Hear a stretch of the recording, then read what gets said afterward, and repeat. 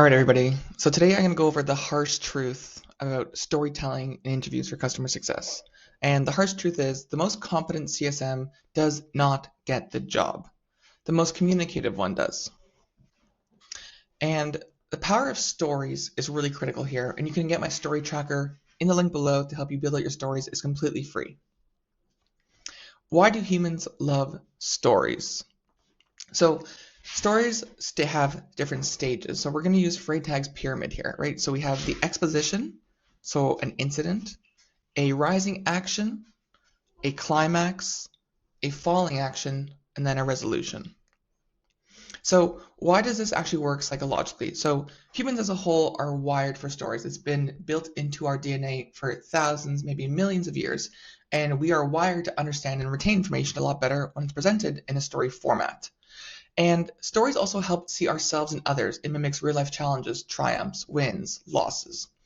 And research also shows that we are far more likely, or the recruiting team is far more likely, to remember information if it's delivered as a story rather than just raw random facts.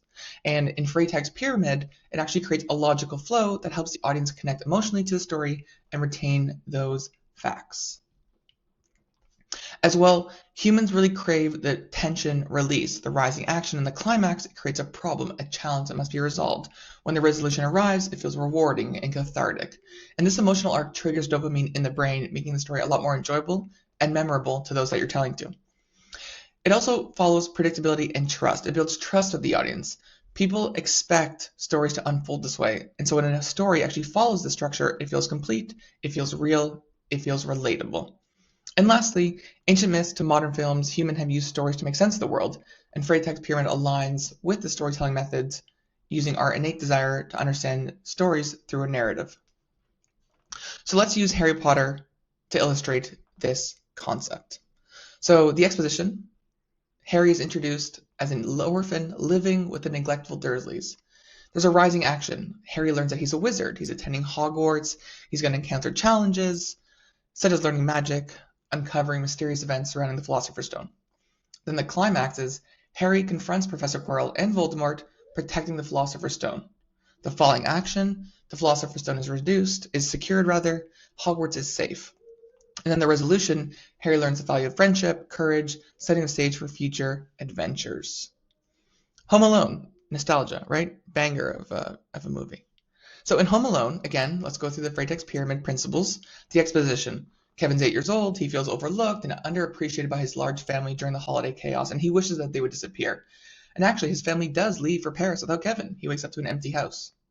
In that build-up, or rising action, Kevin loves his freedom, but then he soon realizes that two burglars, Harry and Marv, are targeting his home. He prepares the booby traps. He begins to outsmart the burglars using his wit and creativity to protect the house. And the big moment is when Kevin confronts the burglars directly, and they fall victim to his traps. The suspense peaks when he calls the police and narrowly escapes the capture. And then that falling action or immediate results, the police arrest the burglars, Kevin successfully defends his home, he cleans up the house to prepare for his family's return. And then the resolution, how does it all end? So Kevin's family comes home, realizing how much they missed him, and Kevin learns the value of family, and the McAllisters reconcile.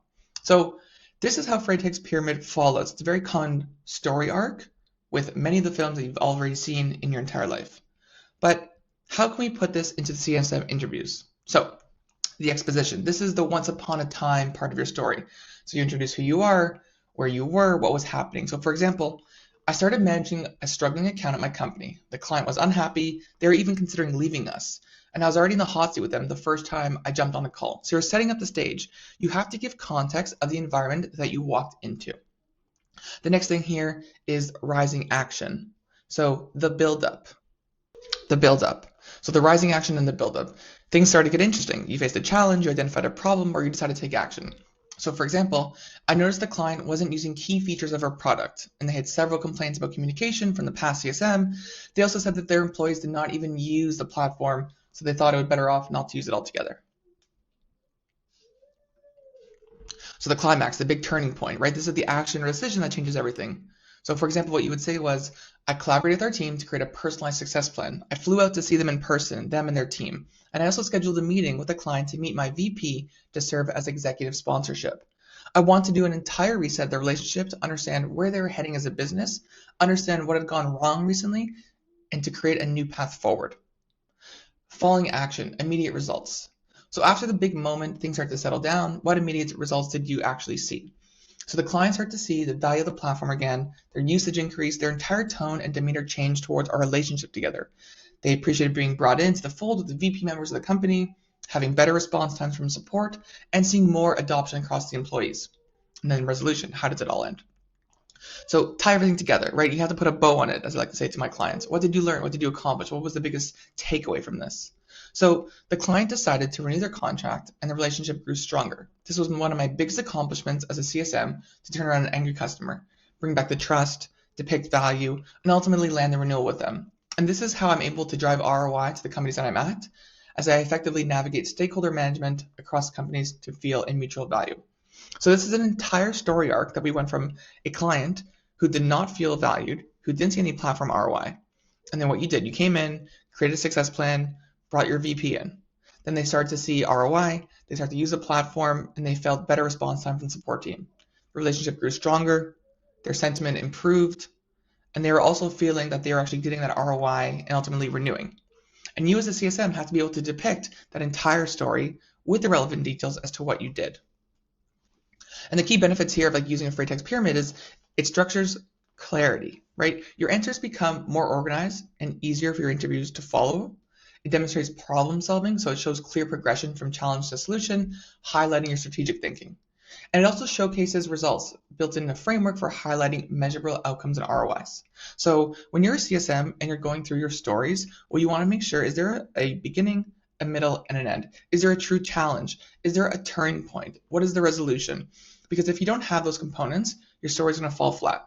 So make sure when you're actually going through your next CSM interviews, think through Freytag's pyramid. You can use my brand new free framework below, download it, fill it in.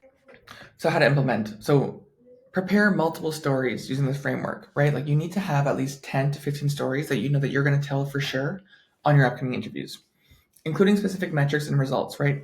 Understand, like, did they renew for 100K? Did they renew for 20K? What did they see? Like, what was the outcome? Don't just be like, it turned out really well. Well, what does that mean? What does really well mean? Practicing transitioning between the different stages. It has to be smooth. You don't want to be jagged. You want to know how you're going to go from beginning to middle and end. And then keep the focus on the customer impact, right? Like a lot of people forget, like, well, what did it mean for me? It's like, oh, what did it mean for you? It's like, what did it mean for the customer, right? That is what matters here in the story.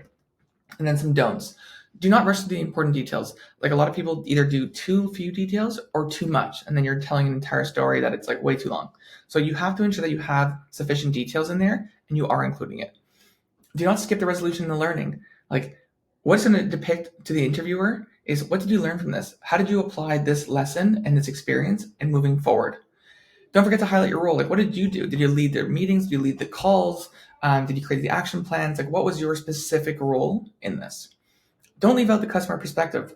How were they feeling when this was happening? What was their sentiment? What was their emails like? What were their Slack messages like? Like, how are they viewing you and feeling about you guys and the entire relationship? And lastly, don't freestyle. I see a lot of people, they just want to get on a call and they want to use their brain and know what they're going to do. It's like, no, prepare. Because if you come in there prepared, not only are you going to sound better, you're going to be a lot more confident and you're going to have those talk tracks in a really confident manner. So I hope this helps.